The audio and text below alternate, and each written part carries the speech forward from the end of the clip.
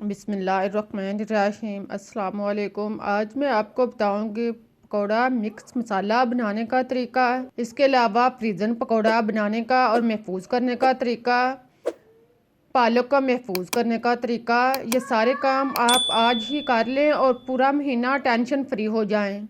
सबसे पहले हम बनाते हैं पकौड़ा मिक्स मसाला। तो इसके लिए आप आधा किलो बेसन लें, इसको आप छान कर साफ कर लें। बेसन को अच्छी तरह साफ करने के बाद अब आप इसमें आधा कप चावल का आटा शामिल करें। चावल का आटा डालने के बाद अब आप इसमें 2 चम्मच कॉर्नफ्लोर डाल लें। फिर आप इसमें खुश्क धनिया साबुत 2 चम्मच शामिल कर लें। अब आप ज़ीरा लें 2 चम्मच, आप इसको भी इस मसाले में शामिल कर लें। साबुत ज़ीरा साफ इसमें डालने के बाद अब आप सुरख मिर्च दानेदार 1 चम्मच इसमें डाल लें। क्रश सुरख मिर्च इसमें शामिल करने के बाद अब आप पीसी हुई सुरख मिर्च 1 चम्मच लें कलर के लिए और जायके के लिए। सुरख मिर्च पीसी डालने के बाद अब आप इसमें हल्दी पाउडर 1 चम्मच शामिल कर लें। फिर आप इसमें कसूरी मेथी 1 से 1.5 चम्मच डाल लें। नमक 1 से 1.5 चम्मच शामिल कर लें। नमक आप बाद में टेस्ट के मुताबिक भी डाल सकते हैं। अजवाइन 1 चम्मच शामिल कर लें। इन सारे मसालों को आप पहले साफ़ करें, साफ़ करके आप इसमें शामिल करें। आधा चम्मच आप मीठा सोडा डाल लें और चुटकी भर आप फूड कलर डाल लें। अब आप इन सारे मसालों को बेसन के अंदर मिक्स करें। इस तरह से आप बेसन के अंदर सारे मसालों को मिक्स करके अच्छी तरह तैयार कर लें। आप ये मसाला बनाकर आज ही रख लें तो पूरे महीने में आप पकौड़ा बनाना हो या कोई भी चीज़ पकौड़े की तरह की तो आप टेंशन फ्री हो जाएं। इस तरह आप इसे बनाकर महफूज कर लें। महफूज करने के लिए आप इसे किसी भी डिब्बे में डाल लें या किसी भी लाक वाले ढक्कन में डालकर इसे महफूज कर लें। इसे आप अच्छी तरह धोकर साफ कर लें और इसे खुश्क कर लें। डिब्बी जो है, शीशी जो है वो गीली ना हो, इसको आप अच्छी तरह खुश्क करें और फिर आप इसमें मसाला डाल लें। मसाले को आप अच्छी तरह डालकर इसे लाग करके रख लें पूरे महीने के लिए। आप जब भी चाहें, जिस वक्त चाहें, आप पकौड़ों के लिए, कतली मसाला के लिए या किसी भी तरह के पकौड़े बनाने हो तो आप आसानी के साथ इसको इस्तेमाल कर सकते हैं। इसको आप 1 से 2 महीने के लिए इस्तेमाल कर सकते हैं। ये ख़राब नहीं होगा, ना ही इसका कलर ख़राब होगा और ना ही जायका ख़राब होगा। अब मैं आपको बताती हूँ पालक को महफूज करने के लिए। पालक को महफूज करने का तरीका। इसके लिए आप अच्छी और फ्रेश किस्म की पालक लें, जो गली सड़ी ना हो, कटी हुई ना हो। अच्छी और फ्रेश किस्म की पालक लेकर आप इसको धोकर साफ कर लें और इसे खुश्क होने दें। फिर आप इसके अंदर से जड़ी बूटियाँ जो हैं वो अलग कर लें। जो गले सड़े या कटे हुए पत्ते हैं वो आप अलग कर लें। जर्द पत्ते भी आप निकाल लें। अच्छी किस्म के ग्रीन पत्ते लें, इनको आप एक मुट्ठी में इकट्ठा कर लें। इसके आप साबुत हिस्सों को, टहनियों को एक साइड पर काट दें और इसको आप काट लें। इन टहनियों को आप काट कर एक साइड पर रख दें। अब आप पालक के पत्तों को काट लें। पालक के पत्तों को आप बारीक बारीक काट लें। इसको आप आम धनिया की तरह, आम पालक की तरह इसको आप अच्छी तरह बारीक बारीक काट लें। जितनी आपने पालक महफूज करनी है इसको आप साफ करके काट लें। देखें, इस तरह पालक को तैयार करें और इसे खुश्क करें। गीली पालक को आप फ्रीज नहीं करें। इसको अच्छी तरह खुश्क करने के बाद अब आप इसे एयरलॉक शॉपर लें, जो बाज़ार से आसानी से मिल जाता है, जो आप किसी भी एयरलॉक शॉपर में डाल लें। इसके अंदर आप पालक डालें। थैली की रिक्वायर के मुताबिक आप इसमें पालक डालें।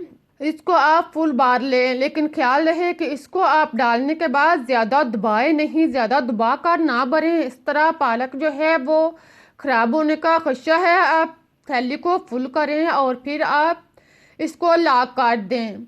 इसको आप उंगलियों के साथ, अंगूठे के साथ दबाकर आसानी से ला कर सकते हैं। अब आप इसे महफूज करें। इसे आप अगर 2 से 3 दिन के लिए इस्तेमाल करना है तो फ्रिज के नीचे हिस्से में रखें। अगर 3 से 4 महीने के लिए इस्तेमाल करना है तो ऊपर वाले हिस्से में रखें। अब मैं आपको बताती हूँ पकौड़ा बनाने का तरीका। इसके लिए आप प्याज और आलू काट लें, साथ कटी हुई प्याज डाल लें और फिर आप इसमें मिक्स पकौड़ा मसाला डाल लें। इन सारी चीज़ों को डालने के बाद आप इसको अच्छी तरह मिक्स कर लें। अगर आपको हरी मिर्च पसंद है तो आप वो भी 1 से 2 काट कर इसमें शामिल कर सकते हैं। अब आप इसको अच्छी तरह मिक्स करें, पानी ना लगाएं, आप इसको इसी तरह मिक्स करें। देखें, इस तरह का आप मिक्सचर जो है पकौड़े का तैयार कर लें। इस तरह मिक्सचर तैयार करके आप इसको महफूज कर सकते हैं। इसको आप एयरलॉक डिब्बे में डाल लें या आप थैली में डाल लें। डिब्बे को आप अच्छी तरह साफ कर लें और खुश्क करें। फिर आप इसके अंदर पकौड़ा डाल दें। पकौड़े को डालने के बाद आप इसे लॉक करें। इसको आप 3 से 4 दिनों के लिए इस्तेमाल करना है तो आप फ्रिज के निचले हिस्से में रखें, और अगर आपने महीने 2 महीने के लिए सेव करना है तो आप इसे रेफ्रिजरेटर में रखें। इस तरह आप इसको इफ्तारी के से 10 मिनट पहले निकालें बगैर पानी के लगाए। आप देखेंगे कि आप इसे मिक्स करेंगे तो आप आसानी से पकौड़ा बना सकेंगे।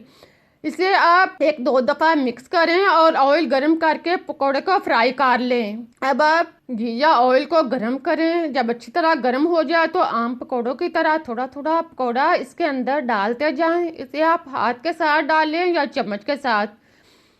सारे पकौड़ों को बर्तन की रिक्वायर के मुताबिक पकौड़ों को डाल लें और फिर आप इसको फ्राई कर लें। इसे आप पहले 1 से 2 मिनट तक इसी तरह ब्राउन होने दें। जब पकौड़ा सेट हो जाए तो आप इसको हरकत दें और इसके आप साइड चेंज करें। इसको आप नॉर्मल आंच पे फ्राई करें। ज़्यादा तेज़ आंच पे फ्राई करेंगे तो पकौड़ा अंदर से कच्चा रहेगा और ऊपर से जल जाएगा। आप इसको डीपली फ्राई करें और क्रिस्पी फ्राई करें। इसको आप 3-4 मिनट तक अच्छी तरह ब्राउन कर लें। आम पकौड़ों की तरह इसको आप फ्राई करें और उसके पकौड़े तैयार कर लें। जब पकौड़े ब्राउन हो जाएं तो आप इनको निकाल लें। निकाल कर आप इसको जालीदार बर्तन में या पूनी में रखें ताकि इसका ऑयल जो है वो अच्छी तरह रिमूव हो जाए। इसी तरह आप बाकी पकौड़े भी तैयार कर लें। अब मैं आपको बताती हूँ कि इस मिक्सचर को आप ब्रेड के पकौड़े के लिए भी इस्तेमाल कर सकते हैं। इसके लिए आप ब्रेड का टुकड़ा लें, इसके दोनों साइड पे थोड़ा सा मिक्सचर लगाएं। हाथ के साथ आप दोनों साइड से मिक्सचर को लेप कर लें और फिर आप इसको दबाकर सेट कर लें। अब आप इसको फ्राई करें। इसके आप पकौड़े बनाएं या आप ब्रेड पकौड़ा बनाएं या आप नान पे लगाएं। इस मिक्सचर को आप बनाकर रख लें। इससे आपकी टाइम और वक्त की भी बचत होगी और आप मज़ेदार क्रिस्पी पकौड़ा भी हासिल कर सकेंगे। देखें, इसको आप पकौड़ों के ब्रेड के ऊपर लगाएं अमेज़े को और इसको आप अच्छी तरह ब्राउन कर लें। जब ये दोनों साइड से ब्राउन हो जाएं तो आप इनको निकाल लें।